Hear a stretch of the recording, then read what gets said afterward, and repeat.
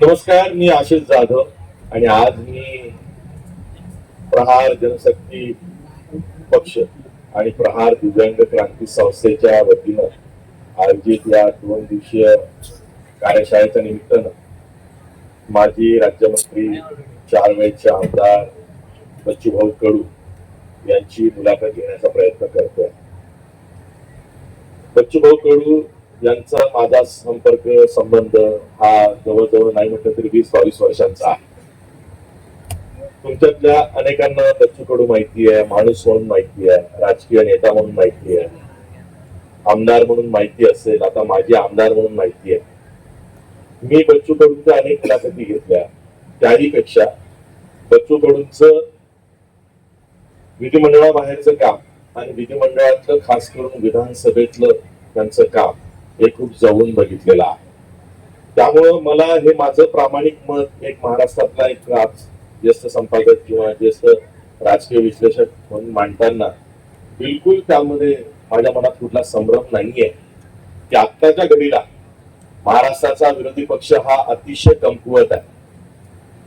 ज्यांना विदर्भातलं एक व्यक्तिमत्व जामवंतराव घोटे हे माहिती नाहीये, तुमच्यातले अशा अनेक असतील, कारण दर 8 वर्षांनी राजकीय पिढी बदलते असं म्हटलं जातं. म्हणून अशा मधल्या काळामध्ये 3-4 पिढ्या गेलेल्या आहेत. ज्यांना जामवंतराव घोटे माहिती नाही त्यांना बच्चू कडू माहिती आहे. आणि बच्चू कडू हे असं एक व्यक्तिमत्व मी जवळून बघितलं की जे आहे ते आहे. सभागृहामध्ये अपक्ष आमदाराला 2 मिनिटांचा अवधी असतो. बच्चू कडू तिथे 15-15 मिनिटं, अर्धा तास भाषण कसे करू शकत होते, हा प्रश्न मी अनेक वेळा मोठ्या मोठ्या पक्षाचे आमदार किंवा अपक्ष आमदारांना सांगत असतो. कारण जे पीठासीन अधिकारी असतात किंवा सत्ताधारी पक्षाचे जे मंत्री सत्ताधारी बाकावर बसलेले असतात त्यांना माहिती आहे की हा माणूस लोकांचं तेच बोलणार आहे. मतदारसंघातले प्रश्न, त्या व्यतिरिक्त शेतकरी, कष्टकरी, बेरोजगार तरुण यांचे प्रश्न विचारणार. तेव्हा मतदारसंघातली कामं आणि लोकांचे प्रश्न असं न ठेवता आपण काहीतरी समाजाचं देणं लागतो म्हणून आमदार बनलेलो आहोत. म्हणजे मला ही खंत राहून वाटते की एकदा लोकप्रतिनिधी हा विधिमंडळात आला किंवा संसदेमध्ये गेला की तो लोकांना विसरतो. बच्चू भाऊंचं तसं कधी झालंच नाही. ते नेहमी कायम हे लक्षात ठेवायचे की मी लोकांमधून आलेलो आहे, लोकांसाठीच मी इथं आहे आणि त्यांचेच प्रश्न घेऊन मला इथे यायचं. तर असे बच्चू भाऊ मी 20-22 वर्ष बघितले.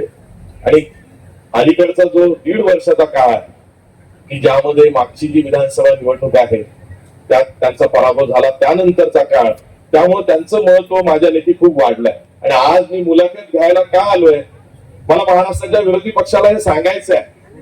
अवसान गाळून, हात गाळून, पाय घरी ठेवून बसू नका. लोकांमध्ये गेल्यावरती लोकांचं जे प्रेम मिळतं ते इथे बघा. यासाठी म्हणून मी इथे आलेलो आहे. बच्चू भाऊ, तुमची ओळख खूप सांगताय. इतके मुद्दे आहेत, इतक्या तुमची मुलाखत मी घेतली तेव्हा वेगवेगळ्या पद्धतीनं प्रास्ताविक केलं. आज मला प्रास्ताविक असं करायचं नाही, का तुमचे सगळे लोक आहेत. तरी सुद्धा मला पहिला प्रश्न हा विचारायचा आहे. बच्चू भाऊंची पहिली निवडणूक मला आठवते 2004 ची, जेव्हा शिवसेनेला जागा अचलपूर मराठवाडा मतदारसंघाची सुटली नाही म्हणून तुम्ही अपक्ष राहिला आणि समोर वसुधाताई देशमुख सारख्या तेव्हाच्या मंत्री ह्या उमेदवार होत्या, त्यांचा पराभव केला. तेव्हा आम्ही पत्रकार 2004 ला तर मी लोकसत्ताला होतो.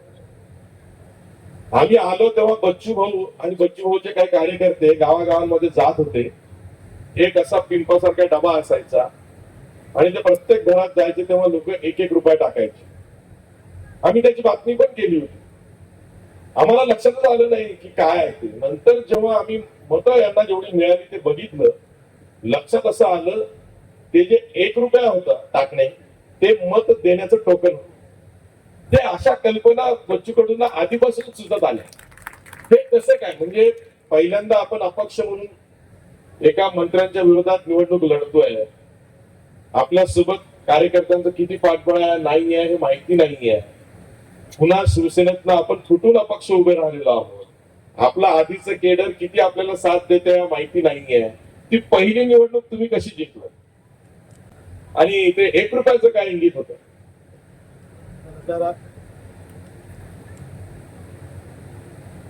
ते चळवळीतले दिवस होते आणि फार कार्यकर्ता आणि आम्ही एकजीव झालेलो होतो.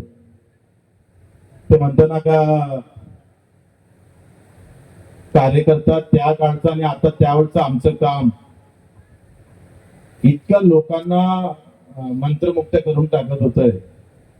मला माहित आहे, आम्ही नेत्र शिबिर घ्यायचे डोळ्यांचे, हजार लोकांच्या शस्त्रक्रिया एकाच वेळेस करून टाकायचं आणि 7 दिवस ठेवायचं आम्ही त्यांना.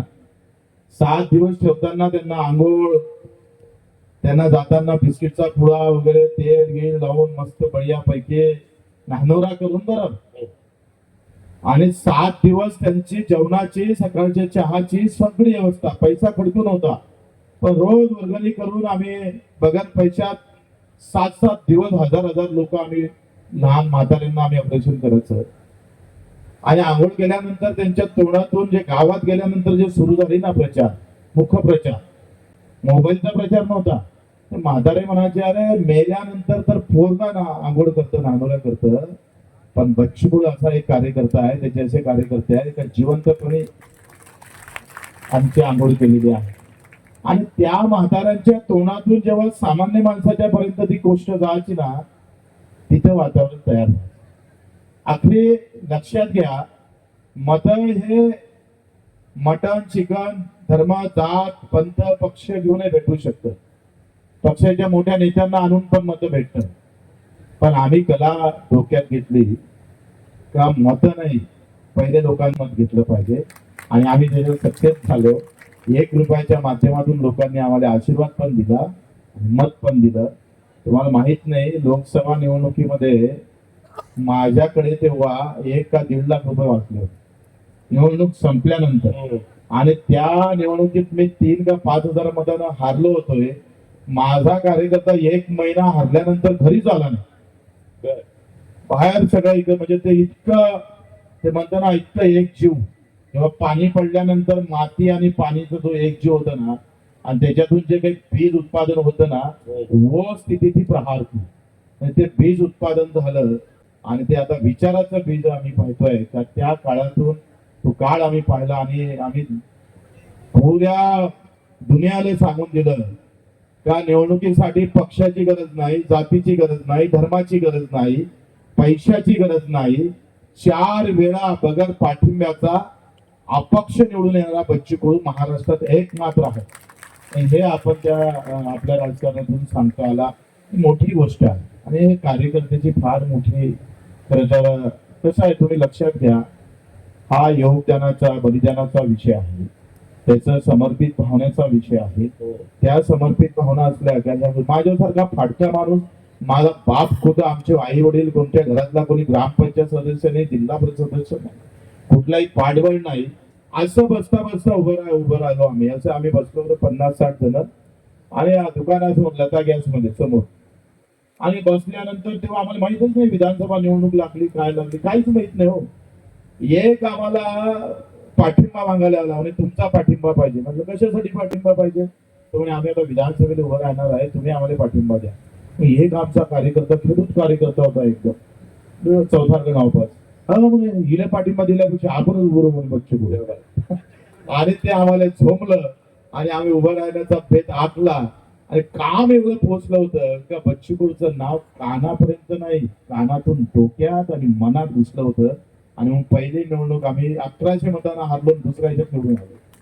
मला आठवतंय, बघा, मी महाराष्ट्रातल्या फार कमी संपादकांपैकी आहे की ज्यांनी तिन्ही माध्यमांमध्ये बऱ्यापैकी कामगिरी केली आहे.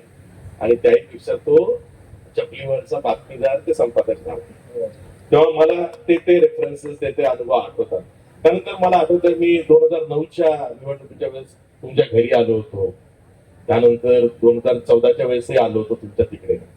आणि मला लक्षात आलं की मागचा उमेदवार रिंगणात आहे बच्चू भाऊच्या विरोधात, पण त्याचं चिन्ह बदललेलं आहे. एक तर निवडणूक मला असं आठवत आहे की वसुधाताईंचं चिन्ह बदललेलं आणि सुरेखा ठाकरेंचा पक्ष बदललेला आणि त्या दोघी तुमच्या विरोधात आणि तुम्ही लढताय.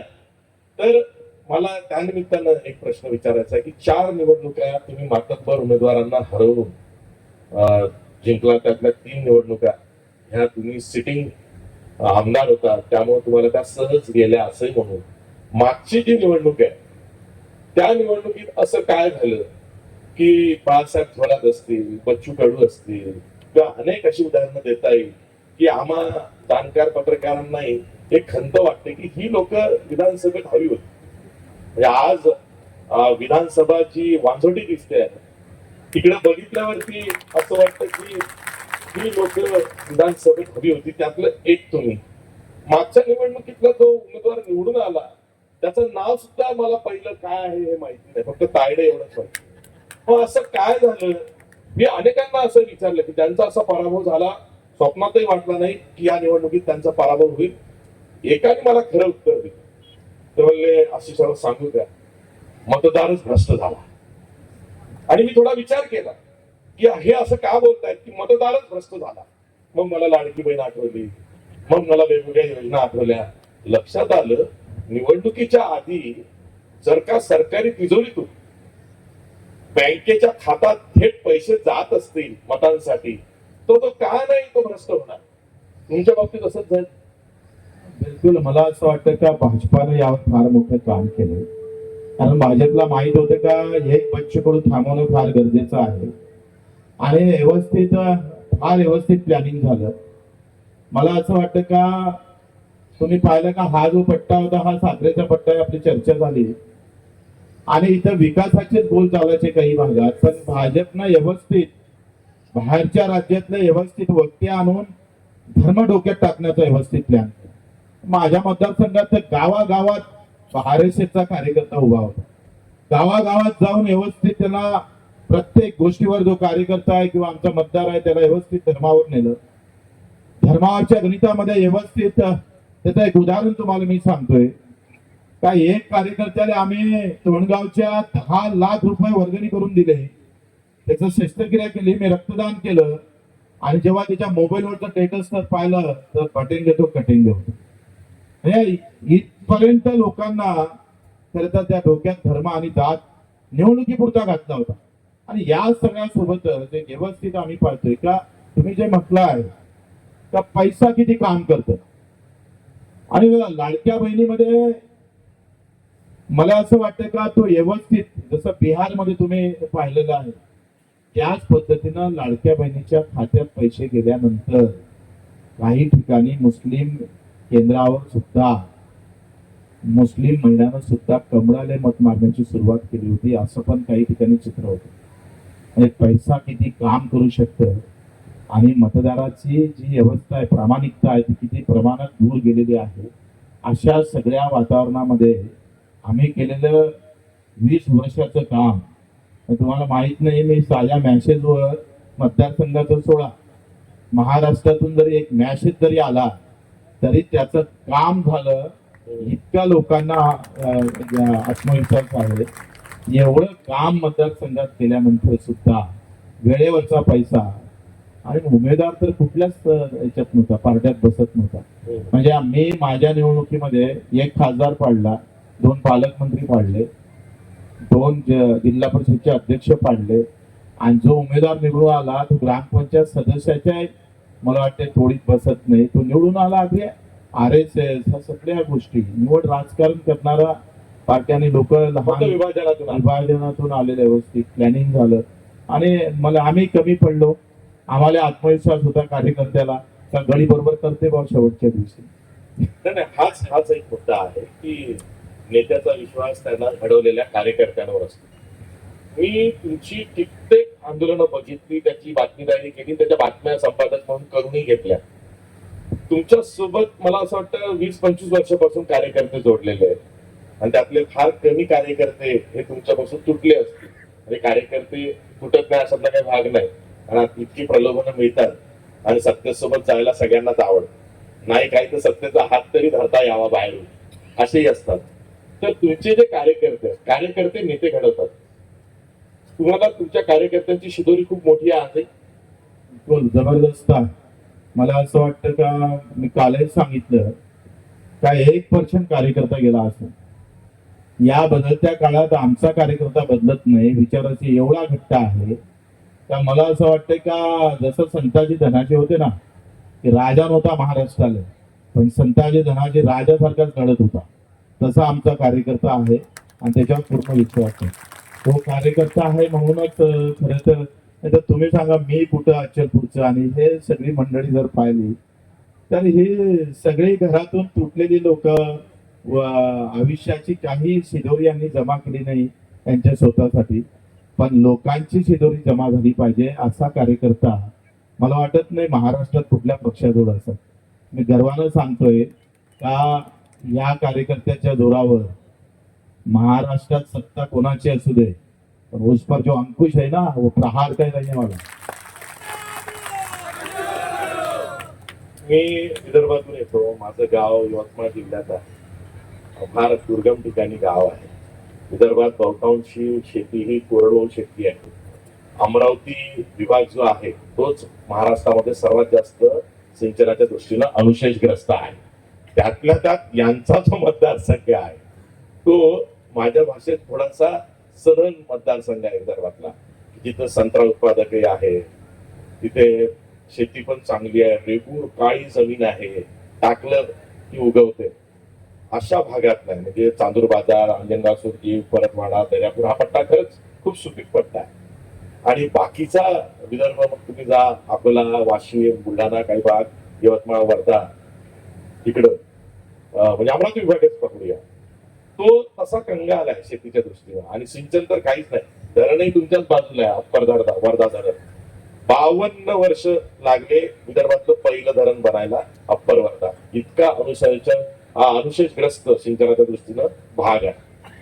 तुमच्यासारख्या मतदारसंघातला आमदार त्याला काय गरज आहे माझ्या गावाच्या बाजूला महागावला जायची आणि शेतकऱ्यांसाठी खास करून जो कोरडवाहू शेतकरी आहे त्याची व्यथा मांडण्यासाठी.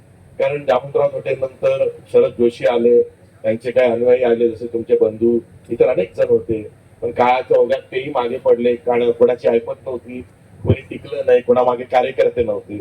म्हणजे मला हा जो तुमचा पिंडा आहे ना लढाऊ बाणा शेतकरी आणि त्याची कोरडवाहू शेती हा विषय आहे ना.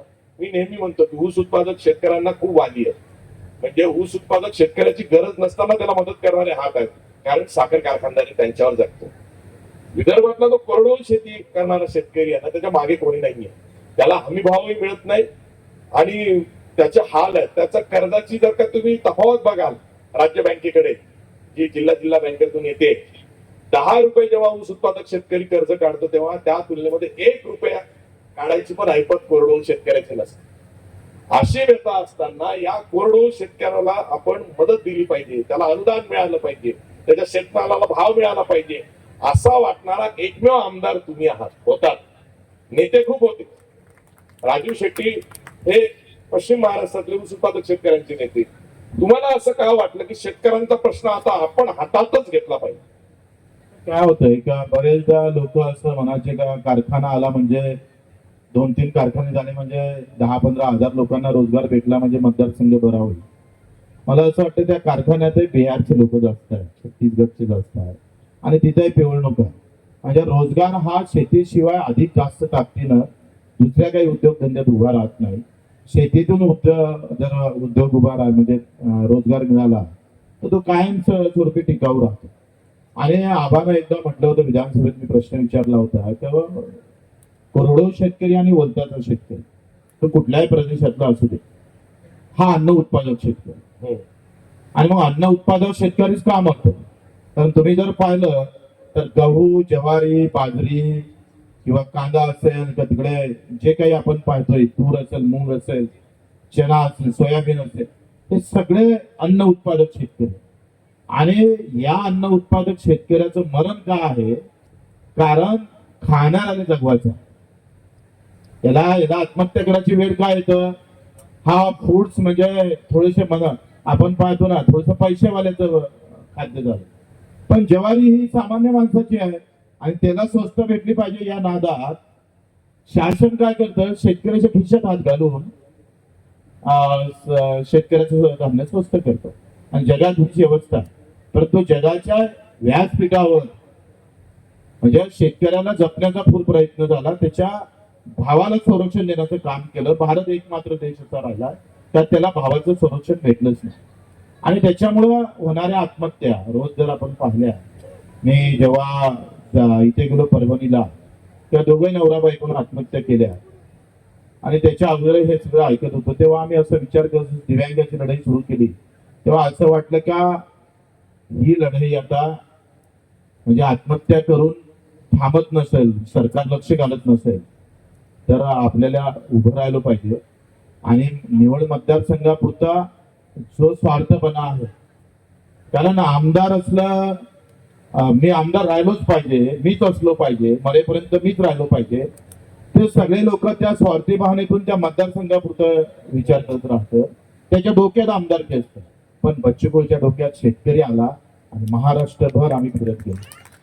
बच्चूभाऊ, मला आठवत आहे मी सुद्धा टीका केली होती तुमच्यावरती की तुम्ही विधिमंडळातला प्रश्न हा स्वतःच्या हातात घेतला, तो सत्ताधाऱ्यांसाठी घेतला का? कारण तुम्ही जेव्हा नागपूरपर्यंत तुमचं आंदोलन घेऊन गेला आणि तुम्ही सरकारशी बोलणी पण केली आणि तेव्हा असं चित्र महाराष्ट्रासमोर गेलं की जे वस्तुस्थिती आहे की महाराष्ट्रातले सगळे शेतकरी नेते जे आहेत ते तुमच्या नेतृत्वात मुख्यमंत्र्यांबरोबरच्या चर्चेत होते आणि तुम्ही मुख्यमंत्र्यांकडनं एक डेडलाईन घेतली की जून 2026 पर्यंत आम्हाला कर्जमाफी मिळाली पाहिजे आणि अशा पद्धतीने ती कर्जमाफी झाली पाहिजे. तेव्हा मी टीकाकार म्हणून तुमच्यावर टीका केली की तुम्ही विधिमंडळाला काही स्कोपच ठेवला नाही. जो प्रश्न आमदारांनी, विरोधी पक्षांनी सरकार बरोबर विधिमंडळात चर्चेला पाहिजे तो सब्जेक्ट तुम्ही, तो विषय आपल्या हाती घेऊन विधिमंडळाच्या बाहेर सरकारशी बोलणी करता. पण आज जेव्हा मागचं अधिवेशन झालं आणि सरकारने 6 मार्चच्या राज्याच्या बजेटमध्येच कर्जमाफीची घोषणा केली, त्यानंतर जे चर्चा झाली त्यात विरोधी बाकावरचं कोणीच काही बोललं नाही, खास करून काँग्रेस कोणी बोललं नाही. उद्धव ठाकरेंचे 20 आमदार तेही काही बोलले नाहीत, काँग्रेसचे 16 आमदार बोलले नाहीत, शरद पवारांचे 8 आमदार तर काही बोलणं लागतच नाही. तेव्हा जे 46 आमदार आहेत महाविकास आघाडीचे विरोधी पक्षाचे ते काहीच बोलले नाहीत. तेव्हा मला तुमचं मोठेपण आणखीन जास्त जाणवतं की अरे तुम्हाला हे माहिती होतं की विरोधी पक्ष हा वांजोटा आहे, तो बोलत नाहीये, आपण हा पक्ष हाती घेतला हा विषय, निदान सरकार आपल्याला काही डेडलाईन दिली आणि सरकारने तो शब्द पाळला. पण त्यामध्ये तुमची जी ओरिजिनल मागणी होती ती आणि सरकारने सप्टेंबर 2025 पर्यंतची डेडलाईन घालून दिलेली 2 लाखापर्यंतची कर्जमाफी प्लस प्रोत्साहनपर निधी 50,000चा, हे जे निकष लावून दिलेले आहेत हे तुम्हाला पटतात का? कर्जमाफीवर तुम्ही समाधानी आहात का? मला तुमचं हार्ड आन्सर हवं आहे की तुम्हाला ही कर्जमाफी पटली आहे का? या कर्जमाफीचं तुम्ही पूर्ण स्वागत केलंय का? नसेल तर सरकारकडे तुमचं काही मागणं आहे का? पहिल्या प्रश्नावर तुम्ही फार मावळ टीका केली, पण बाकीचे तर अशी केली का बच्चूकडूचं आंदोलन म्हणजे भाजप प्रणितच आहे, म्हणजे काँग्रेसला हा मुद्दा भेटला नाही पाहिजे, शिवसेनेला हा मुद्दा भेटला नाही पाहिजे म्हणून बच्चूकडून आंदोलन केलं आणि लगेच सरकारनं बैठक लावली. हे लगेचचा विषय नाहीये. रायगड ते आम्ही पाहतोय पुरे 12 महिने. मला वाटतं मी जर एखाद्या नेत्याचा पोरगा असतो ना तर ह्याच्यावर पुस्तक छापले असते, त्याच्यावर काही शो झाले असते. आणि 12 महिने आंदोलन टिकून ठेवणारा माझ्या कार्यकर्त्याशिवाय मला वाटते महाराष्ट्रात दुसरा कार्यकर्ता सापडणार नाही. 12 महिने आंदोलन टिकून ठेवलंय. अरे ज्याच्याकडे 10 आमदार आहे, 20 खासदार आहे, ते पक्ष उद्या जर रस्त्यावर उतरले असते तर एका दिवशी सरकारला कर्जमाफी करणं भाग पडलं असतं. पण हे सगळे झोपले होते आणि इतकं हे सगळं झाल्यानंतर, कर्जमाफी झाल्यानंतर मागचं अधिवेशन गेलं मार्चचं, किडनी विकावं लागली महाराष्ट्रातल्या शेतकऱ्याला. 5 मिनिटाची चर्चा फक्त सभागृहात, आम्ही तर खाऊन टाकलं असतं ना, चिरफाड करून टाकलं असतं. पण इथं 40-45 आमदार असताना विरोधी पक्ष आमच्यावर आरोप करून मोकळे होत असेल तर केवढी दुर्दैवी गोष्ट आहे. कर्जमाफीची घोषणा मुख्यमंत्र्यांनी केल्यानंतर उपप्रश्न विचारणारा आमदार सापडला तुम्हाला सभागृहात? एखादा पक्ष दाखवला? आम्ही सरकारने पत्र दिलं, सांगितलं का 2 लाख म्हणजे काय, 2 लाख माफ करत असताना 2,15,000 असेल तर त्याचं माफ होणार आहे का? काय म्हणायचं तुम्हाला? मला असं म्हणायचं आहे का 2 लाखामध्ये कर्ज किती काय असू दे, 4 लाख जरी असेल, 5 लाख जरी असेल, तर पात्र शेतकऱ्यानं उरलेले पैसे जर भरले तर हे 2 लाख माफ झाले पाहिजे. म्हणजे त्याचे 2 झालेच पाहिजे. 2 झालेच पाहिजे, त्याला 2चा लाभ भेटलाच पाहिजे. हा? 2 लाखापर्यंतची कर्जमाफी देऊ नये. नाही, 2 लाखापर्यंतच द्यावी दिली तर आता त्यांनी घोषणा केली त्यात वाढ होणार नाही आणि शेतकऱ्याची तेवढी काही मानसिकता नाही आहे लढण्यासाठी. आणि आम्ही थकलोय वर्षभर, किती वर्ष तोच तो कार्यकर्ता घेऊन लढायचं, कारण शेतकरी म्हणून येते किती, शेतकरी म्हणून येण्याची ताकद शेतकऱ्याच्या डोक्यातली संपली आहे. तो जातीचा आणि धर्माचा म्हणून ज्या ताकदीनं लढायला येतं ना आशिष भाऊ, त्या ताकदीनं शेतकरी ज्या दिवशी लढायला येत ना, मी सांगतोय सरकारचं अर्ध बजेट माझ्या शेतकऱ्यासाठी उभं राहिलेलं असतं, चित्र असतं. मग विधानसभेमध्ये आम्ही चांगले भाषण केले, शेतकऱ्यासाठी आवाज उठवला, कधी शाल तुरे भेटले का तुम्हाला? पण जातीसाठी बोलणाऱ्या आमदाराचं कसं स्वागत झालं, कशा प्रकारचं त्याला निवडून देण्यासाठी ताकद उभी राहिली. पण शेतकऱ्यासाठी बोंबलीच्या देठापासून बोंबलून अंगावर गुन्हे दाखल होऊन सुद्धा माझ्या मतदारसंघातल्या अर्ध्या शेतकऱ्यांना मत मारले नसलं तर माझं दुखणं मांडायचं कुठं, कुठे मांडायचं आम्ही? लक्षात घ्या का 2 लाखाच्या वर हे मुद्दे आले पाहिजे होते बरं विधानसभेत चर्चेला. आता महात्मा ज्योतिबा फुले आणि शिवाजी महाराजांच्या नावानं जी कर्जमाफी झाली त्याच्यातल्या पात्र शेतकरी आहे, पात्र शेतकरी आहे, पण सरकारनं पैसे टाकले नाही खात्यात, सरकारकडून पैसे झाले पाहिजे होते, ते बँकेत पैसे न गेल्यामुळे ते अपात्रच झाले. ते म्हणजे ते आता रेकॉर्डवर त्यांना लाभच भेटला नाही आणि ते कर्ज बाजारी म्हणून ते थकीत म्हणून नोंद झाली. कुणी मुद्दा मांडला, माझ्याशिवाय कोणी निवेदन दिलेले दिसत नाही. तिसरी गोष्ट अशी आहे का जे नियमित कर्ज भरतं त्याचे 1-1.5 लाख तर माफ व्हायला पाहिजे करा. 60% प्रोत्साहन निधी मागच्या घोषणेनंतर सुद्धा भेटलं नाही लोक ऐकत. मी विधानसभेत लक्षवेधी केला आणि लक्षवेधी केल्यानंतर मला वाटतं आम्ही अकोटच्या प्रकरणाचा लक्षवेधी केला होता आणि अकोटचे काही शेतकरी कोर्टात गेले, हायकोर्टात, आणि हायकोर्टानं सरकारला निर्देश दिले का यांचे पैसे द्यावं लागल आणि हा मुद्दा घेऊन त्या सभागृहात मांडायला पाहिजे होतं, कोणी मांडलं नाही. म्हणजे उलट आरोप करणं सोपं आहे. आम्ही जर लढलो नसतो ना तर भाजपानं, मी सांगतोय, ही कर्जमाफी 28-29 दिली नसली असं चित्र होतं, असं चित्र होतं. पण आम्ही देवाभाऊ योग्य वेळी म्हणणारे, आम्ही सांगायचं आता कोणत्या ब्राह्मणाला आणायचं देवाभाऊ सांगा, म्हणून आता बामण तर येऊ शकला नाही, पण आमचा कार्यकर्ता उभा राहिला आणि तारीख आम्ही दिली नसतात. म्हणजे आमच्यावर आरोप झाले तारखेच्या बाबतीत, पण घोषणा झाली, हे आमच्या आंदोलनातलं सगळ्यात मोठं यश आहे. माझा एक पत्रकार सहकारी आलाय आणि तो मला गेटवर असं म्हणाला की आशिष सर, तुम्ही बच्चूभाऊंना काही प्रश्न विचारणार आहात, तुमचे प्रश्न मोठे असतात, त्यात मी काही जात नाही, पण बच्चूभाऊच्या उजव्या हातामध्ये एक गंडा घातलेला आहे. तर म्हणलं तो गंडा नाहीये, एका महिलेनं पदर तिथं बंधन म्हणून बांधलेला आहे. तर तो प्रश्न तुम्ही बच्चूभाऊंना विचारा, काय होतं त्या आंदोलनामध्ये, ती महिला कोण होती आणि तिनं तुमच्या हातात तो पदराचा गंडा दिसतोय, म्हणजे बंधन दिसतंय, ते काय? त्याचं नाव मला माहित नाही आहे, पण आम्ही 10 किलोमीटर अंतरावर नागपूरला पोहोचायच्या अगोदर ती महिला धावत आमच्याकडे आली आणि आल्याबरोबर तिच्या डोळ्यात पाणी होतं, कारण त्याच्या घरचे लोक नेहमी ते आत्महत्या करण्याच्या सगळ्या विचार करत होते आणि तिला एक आशेचं किरण आमच्या माध्यमातून दिसलं असेल आणि तिनं कधी ते साडीचा पदर फाडला माहीतच नाही. फाडल्याबरोबर लगेच तिच्या सगळ्या डोळ्यावरचे, म्हणजे डोळ्यातले थेंब माझ्या हातावर पडत होते आणि ते बांधत होते आणि विश्वासानं सांगत होती का कर्जमाफी शिवाय तुम्ही वापस येऊ नका.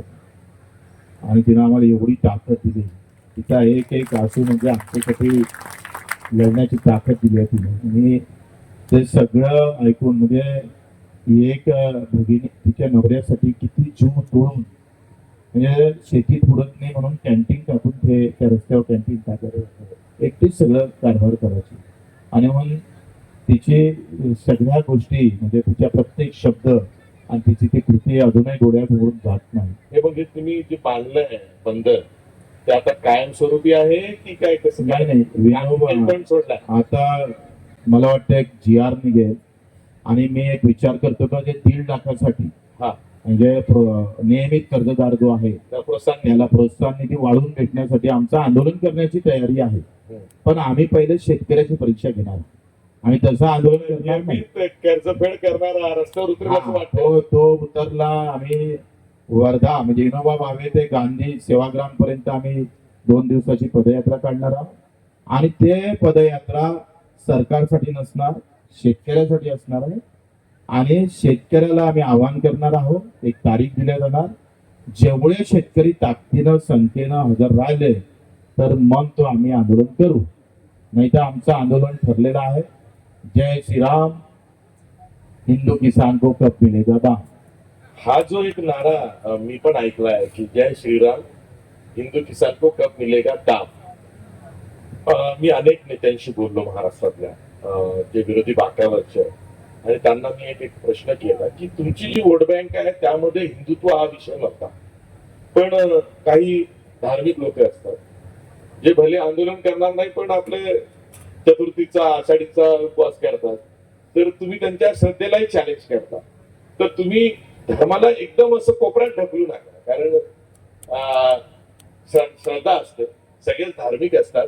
तर तुम्ही सुद्धा भाजपप्रमाणे थोडे श्रद्धाळू व्हा, थोडे धार्मिक व्हा. आणि तुम्ही नेमका तोच मुद्दा उचलला का, जय श्रीराम, हिंदू किसान को कब मिलेगा दाम. काय नेमकं काय म्हणजे लोहे को काटता है तसं काही आहे का? ते म्हणतात ना, बगल में सूर्य और मुंह में राम. हा जो भाजपचा अजेंडा आहे ना, हा. ते सूर्य आहे ना बीजेपीच्या बगलीमध्ये, ते आम्हाला हिंदूंना दाखवायचे आहे. काही जे सूर्य आहे हे तुम्हाला मारणारी आहे. हे मतासाठी जय श्रीराम आहे, पण यांच्या बगलीत सुरी पक्की आहे. मला एक सांगा, दंगलीतलाच हिंदू मेला म्हणजे हिंदू मरतो का? शेतकरी रोज 12 ते 13 शेतकऱ्याची आत्महत्या होते, तो हिंदू नाही आहे का? मग तुमचं हिंदुत्व जाते कुठं?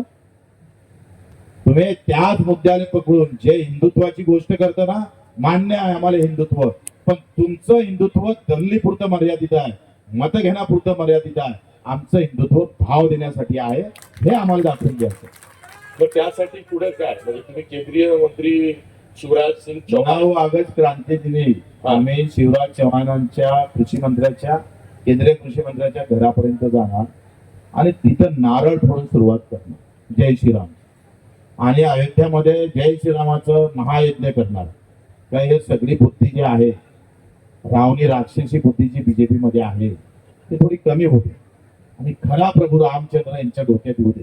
ज्या प्रभू रामचंद्राच्या काळामध्ये एकही आत्महत्या होत नव्हती, आदर्श म्हणून प्रभू रामचंद्राने पाहत होते, जनतेसाठी सीतेला पण अग्निपरीक्षा द्यावी, अशा राजाचं खरं तर महत्व आम्ही सांगतोय. राजगादी सोडून वळवंटात जाणारा प्रभू रामचंद्र आणि हे वळवंट करून गाढीवर बसणारे हे भाजपांना जय श्रीराम कळला नाही, तो आम्ही त्यांच्या डोक्यात घातल्याशिवाय राहणार नाही.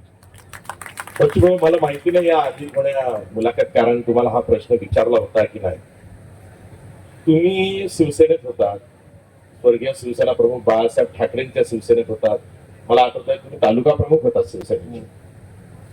तेव्हा तुम्ही कोणत्या विचाराने शिवसेनेबरोबर जोडले गेला होता, हिंदुत्वाच्या की कोणत्या? कारण तेव्हा बाळासाहेब पूर्णपणे हिंदुत्वाचा अजेंडा चालवत होते. तर तुमचाही पिंडत्व आधी होता ना, जर का त्या बाबतीत तुम्ही शिवसेना जॉईन केली होती. सगळ्यात महत्वाचं, बाळासाहेबांची स्टाईल आम्हाला फार खेचून घेतली. म्हणजे हिंदुत्वापेक्षा ते स्टाईल होती ना बाळासाहेबांची, का होय सगळे भाजपवाले पळत होते, आम्ही पाडलं नाही मंदिर, पण बाळासाहेब हिंदुस्थानात एकटे सांगत होते, हमने गिराया, हमारे शिवसैनिक ने गिराया. कसं आहे, आखरी धर्मासोबत सत्यता किती आहे ते फार महत्वाचे, आणि ती सत्यता आम्ही बाळासाहेब मध्ये पाहिली. म्हणजे जे काही बोल होते ना, त्या बोलातलं कधी कधी आम्ही म्हणतो ना का तुम्ही कुठल्या विचाराच्या याच्यापेक्षा तुमची पद्धत काय आहे. कधी कधी विचार तो जो असतो ना, तो बाजूला जाऊन त्या पद्धतीवर लोक तुटून पडतात. तर ते खरं तर आमचं त्यावेळेस त्याच्या मागचं कारण होतं. बच्चू कडूंचं राजकीय विश्व हे थोडं कमी असेल, जेवढं सामाजिक विश्व जास्त मोठं आहे, त्या तुम्ही लोकांमध्ये आहात. पण मी मुंबईत आज 30 वर्ष झाले, मी तुम्हाला जेव्हा बघितलं तर तुमच्यामध्ये सुद्धा बच्चू भाऊ श्रीकंठ दिसली. म्हणजे आधी तुम्ही मुंबईला कुठचाही रुग्ण असेल तर त्याला हॉस्पिटलमध्ये बेड कसा मिळेल यासाठी मी तुम्हाला झगडताना बघितलं. त्यानंतर तुम्ही मनोरा आमदार निवासमध्ये रक्तदान शिबिर, इतर प्रकारचे वैद्यकीय शिबिर भरवत होतात. त्या सगळ्या कल्पना ह्या तुम्ही प्रत्यक्षात आणल्या होतात. आणि आता तुम्ही एक प्रश्न हाती घेतलेला आहे, तो म्हणजे अपंगाचा, ज्यांना आता दिव्यांग म्हटलं जातं. आणि महाराष्ट्रामध्ये तुम्हीच एकमेव दिसताय की जो सातत्याने हा प्रश्न लावून धरता तर असं काय ही लोकसेवेची भावना किंवा खास करून मानव सेवाची भावना ही कुठून आली? त्याला एकच आहे का सगळेजण राजकारणासाठी आणि राजकारणापुरते करतात. मताशिवाय दुसरं काही करायची मानसिकता नाही. आणि दिव्यांगाचं काम आम्ही मतासाठी करत नाही, त्यांच्या आशीर्वादासाठी करतो. आणि म्हणून आम्ही तो प्रश्न हाती घेतलेला. लक्षात घ्या का आम्हाला माहित है कि हम प्रभु रामचंद्र के अयोध्या में भी जाए या बालाजी के दर्शन में जाए, जो पुण्य नहीं मिलता ना वो मेरे दिव्यांग भाई से मिलता है. आणि म्हणून त्यासाठी आमची ही लढाई आहे. माझ्या दिव्यांगाच्या चेहऱ्यावरचा आसू, त्यांचे आनंद अश्रू माझ्यासाठी यज्ञापेक्षाही मोठे होते. आजच्या लोकमतच्या सर्व आवृत्त्यांमध्ये पहिल्या पानावर दिव्यांगांची एक बातमी छापून आली आहे.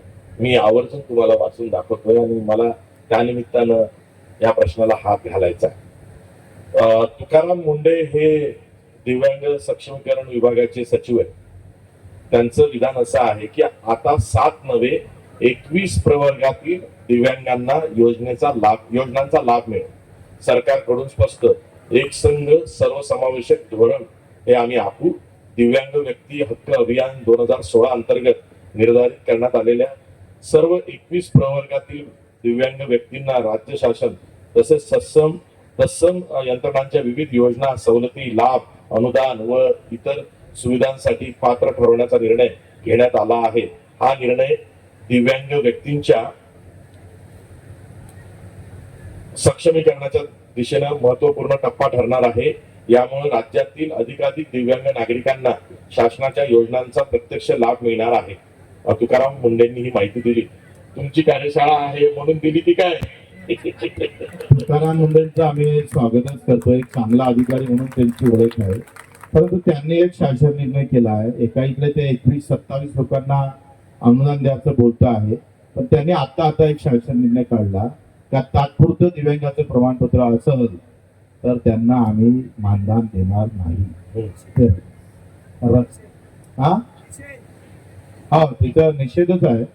एका इकडे आपण 21 जणांना द्यायचं कबूल करतो, पण ज्याची योजना चालू आहे मानधन ते तात्पुरतं 20-20 वर्ष. म्हणजे आमची काही प्रथा कशी आहे माहित आहे का? प्रमाणपत्र तुमचं अपंगत्व 20 वर्षासाठी, त्याचं अपंगत्व 10 वर्षासाठी, याचं 4 वर्षासाठी. हा काय प्रकार आहे?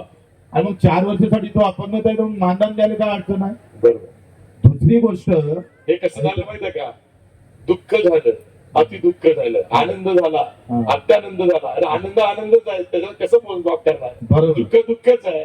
तर हे असा जो प्रकार आहे ना, ते तुकाराम मुंडेकडून आम्हाला अपेक्षा आहे का तो त्यांनी जो शासन निर्णय काढला तो रद्द केला पाहिजे. तर ते फार चांगली गोष्ट नाही आहे. दुसरं अजूनही दिव्यांगांना 4-4 महिने कुठं भेटतंय मानधन? अर्ध्या दिव्यांगांना 1500 भेटते, 2100 2025 वाढवून सुद्धा. आणि मुंडे साहेबांना कंपल्सरी केलं युडीआयडी कार्ड पाहिजे म्हणून. आता युडीआयडी कार्ड जर नसल तर त्याला मानधन भेटणार नाही. तर युडीआयडी कार्ड काढून देण्याचं काम प्रशासनाचं आहे ना. त्या दिव्यांगाला ज्याने 2 पाय नाही त्यानं कसं काढावं? त्याला भेटलं नाही काढून तर तो गेला.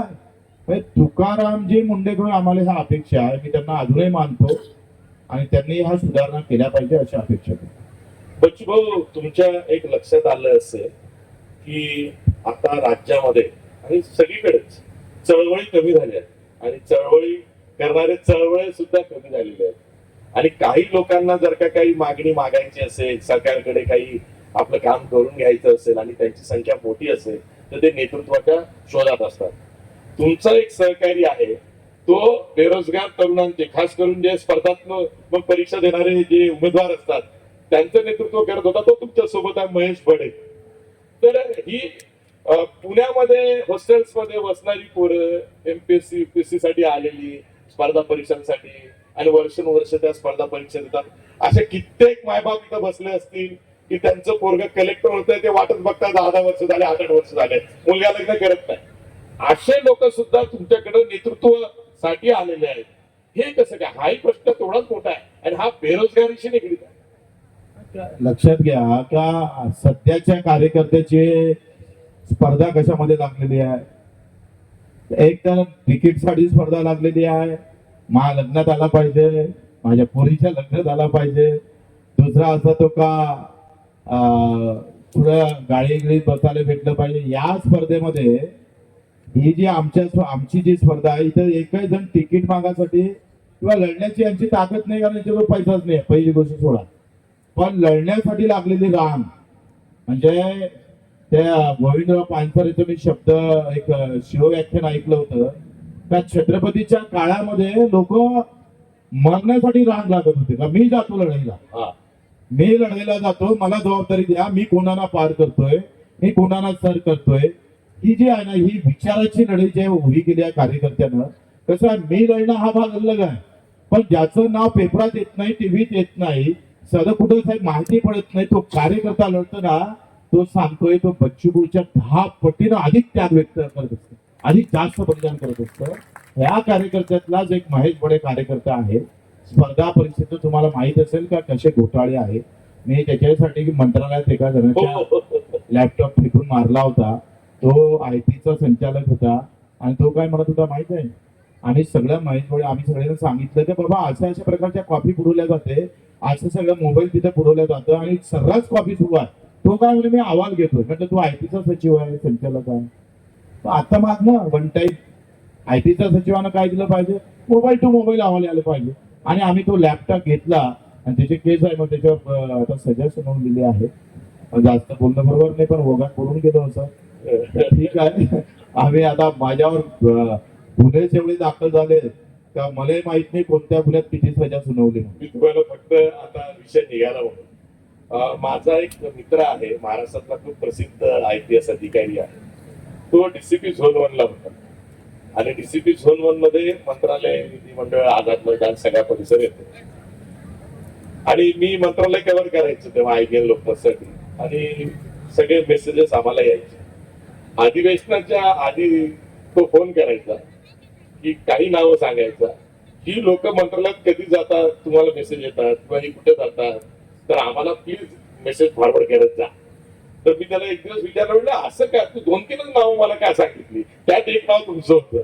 ते म्हणले तसं नाही, तिथं जाऊन कोणाच्या थोबाडीत मारली, केस बनते, पुन्हा डोकेदुखी लागते. माणूस चांगला आहे, माणूस चांगला आहे, पण म्हणले ते केसेस आणि मग ते सगळं पाठपुरावा तुम्ही मीडिया मागे लागते. मला त्या निमित्तानं विचारायचं आहे, ते सरकारी अधिकाऱ्याला गेल्यावर मारलंच पाहिजे असं काय आहे का?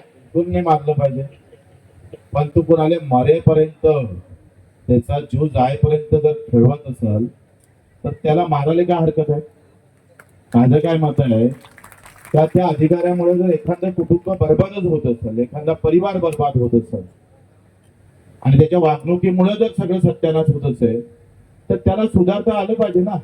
मला माहित आहे की मी जेव्हा एक उपसचिव ठोकला मंत्रालयात, तेव्हा 2 दिवस मंत्रालय बंद होतं माझ्या, 2 ते 3 दिवस. मला वाटते पहिल्यांदा महाराष्ट्रात घडत होते. आणि तेव्हापासून मी जेव्हा मंत्रालयात जात होतोय तेव्हा 15 पोलिस माझ्या पाठीमागे राहायचे. म्हणजे मी लघवीला गेलो तरी तो 5 जगा, तुम्ही म्हटलं मी लघवीला चाललो नाही, म्हणजे तुम्ही टिकून कुठं निघाल काय सांगा. एवढी दहशत होती. बरं म्हणजे विधानसभेत बरेच प्रश्न मांडून पाहिले, फक्त आश्वासनं भेटले, पण थोडी कानपडीत थोडी मारली, डायरेक्ट कारवाई झाली. हे कधी कधी करावं लागतं, ते चांगलं नाही आहे, मी समर्थन नाही करत, लेकिन कुछ पाने के लिए कुछ खोना पडता. म्हणजे केवळ स्टंट साठी किंवा प्रसिद्धीसाठी ते नाही, ते आता सर्वांना पटलंय, आता सगळ्यांना पडलं. बच्चू, मला 2 शेवटचे प्रश्न विचारायचे, मला माहिती आहे सर्वांना जेवायचं आहे. एक म्हणजे तुम्ही आता अलीकडे एक मेळघाटामध्ये संघर्ष यात्रा काढली. मी माझ्या रिपोर्टरला म्हटलं कुठे मेळघाट, कोण तिकडे लक्ष देणार आहे, मला तुम्ही सांगा.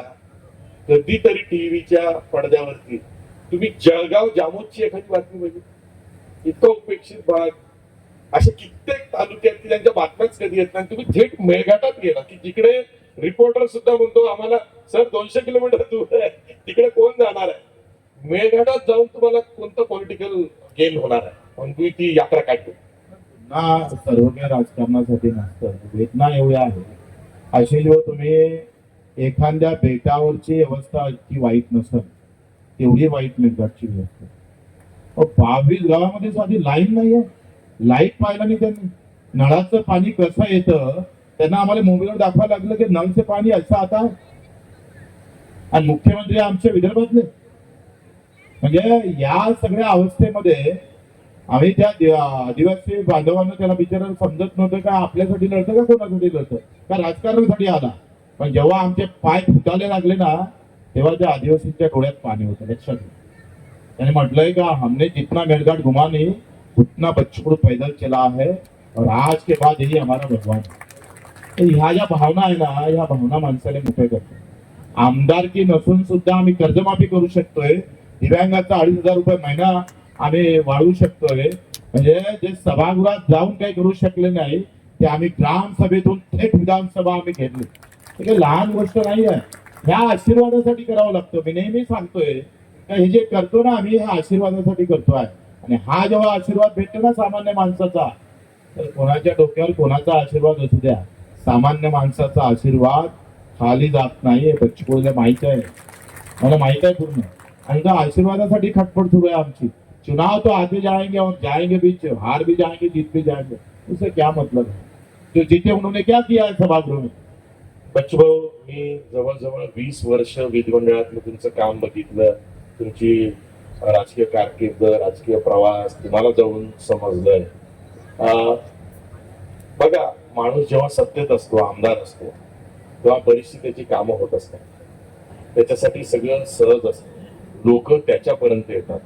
हा पराभवानंतरचा जो 1.5 वर्षाचा काळ गेलाय आता मध्ये, आज आपण जिथं बोलतोय, या काळानं पण तुम्हाला काही शिकवलं असेल. आणि याच काळामध्ये आता अलीकडे नगरपालिका निवडणुका झाल्या, नगर परिषदा निवडणुका झाल्या, जिल्हा परिषद निवडणुका झाल्या, महापालिका निवडणुका झाल्या. पुढचं तर तुमच्या पट्ट्यामध्ये 20 जिल्हा परिषदांच्या निवडणुका आहे. एक प्रहार जनशक्ती नावाचा पक्ष तुम्ही चालवताय. या 1.5 वर्षानं तुम्हाला काही तर पुढे जाण्यासाठी उभारी दिली असेल. छत्रपतीचे 23 किल्ले गेल्यानंतर 350 झाले. लक्षात घ्या. आणि आमच्या हारीनंतर ती स्थिती उभी राहील. म्हणजे आज लोक तोंडात बोट टाकत आहे की हारने के बाद भी जीता है गण. म्हणजे सभागृहात नसून सुद्धा आणि पक्षात कुठलाही आमदार नसताना सुद्धा एवढे ताकदीने उभा राहणं हे काही सोपं नाहीये. लक्षात घ्या. 3 दिवस वेगळं उपोषण, 7 दिवस वेगळं उपोषण, 550 किलोमीटर आम्ही चाललो असेल आणि सातत्य ठेवलं हे काही सोपं नाहीये. हे फार कठीण आहे. तुम्ही पाहिले पक्षाचे नेते घरातच दिसतात फक्त ते टीव्हीवर. लोक कधी दिसतात ना सत्तेतले दिसत ना विरोधातले दिसत. बच्चू कडू दिसतंय तो नेत्या लोकांमध्ये. यही तो पहचान आहे हमारी. आणि पडल्यानंतर अधिक ते वाढलं याचा खरा आनंद आहे. पडणं तर कधीच विसरलो आहे. पडणं आम्ही कधीच विसरलो आहे. त्याच्यानं मला असं वाटतं की या पडण्यात जे लोकांना आनंद झाला होता ना त्यांना आता हा प्रश्न विचार का तो आनंद काय म्हणतो. वो खुशी उनके नहीं है. अभी तो गम में जी रहे बेचारे. बघा, मी एका चॅनलचा संपादक आहे. आधी काही टीव्ही चॅनलचा संपादक राहिलोय. प्रिंट मध्ये काम केलं, टीव्ही मध्ये काम केलं आणि आता डिजिटल मध्ये काम करतोय. बच्चू कडू एखाद दुसरा असा नेता आहे म्हणजे आफ्टर अजित पवार बच्चू कडूंना टीआरपी आहे, बच्चू कडूंना व्ह्यूज आहे.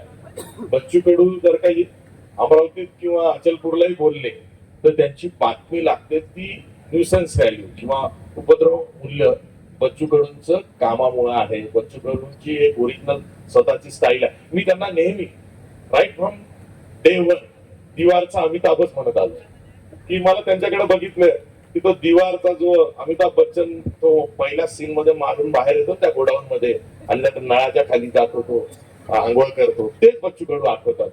बच्चू कडू मध्ये बदल झाला नाही. म्हणजे कालही मी बघितल्यावरती माझ्यासोबत इंटरनॅशनल फिल्म फेस्टिवल मध्ये ज्युरी असणारे नरेंद्र बंडवे आले आहेत. ते म्हणजे हा माणूस 20 वर्षापासून तसाच आहे. हे काय म्हणजे बघा, तब्येतीचं पण एक रहस्य असते माणसाच्या.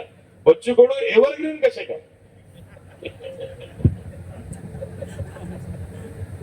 काय जशी जनता आहे तसा बच्चू कडू आहे, जैसा कार्यकर्ता आहे वैसा बच्चू कडू आहे. आणि आम्ही नवीन आमच्या डोक्यात कायम छत्रपती बाबासाहेब भरलेले आहे. त्याच्यानं त्यांच्या इतिहासातला एक पन्ना जरी झालो ना, एका पानाचा जरी इतिहास लिहू शकलो ना तर आयुष्याचा धन्य झालो असं आम्ही समजू. आणि त्याच्यासाठी हे सगळे पराकाष्ठ लिहू. आम्ही ठरवलं की 90 साल जरी जर जगलो ना मी, हा. तर 90व्या वर्षात जर मी असेल तर त्या वर्षी माझं आंदोलन पुढे चालू असेल ना, त्याचा पण आलेख आम्ही लिहून ठेवलाय कागदावरती. मग कहा रहूंगा उस टाइम. आणि आता लोक जगतात बरं 90 वर्षापर्यंत. तो 90 वर्षाचा बच्चू कडू तुम्हाला सांगून देऊ का, ये रहेगा बच्चू कडू आगे. क्या बात. पण आशिषजी खरंच आपलं आभार आहे, तुम्ही मला फार जवळून पाहिलं, टीकाही केली आणि आम्हाला सांभाळलं पण. सांभाळण्यापेक्षा जे होतं ते मांडण्याचा प्रयत्न केला. आजकाल टीव्ही चॅनल आपण फाटके माणसं न्यूज हे समीकरण कुठे जुळत नाही. तुम्ही ते मात्र तोडून इथं आलात, त्याबद्दल लाख लाख धन्यवाद. नाही नाही आपण बच्चू कडू- सगळ्यांनी बच्चू कडूंसाठी- टाळ्या वाजवून स्वागत करा. हा. काल जसे आमचे बडे आले तसे तुम्ही आज जाधव आले, आणि दोन्ही नाव मोठे आहे. जाधव म्हणजे जिजाऊचं माहेर आहे, त्याच्यामुळे तुमच्या नावाला दम आहे, जिने छत्रपती दिलेला आहे आडनावाला. खरंच आहे, म्हणून धन्यवाद आपलं. Thank you.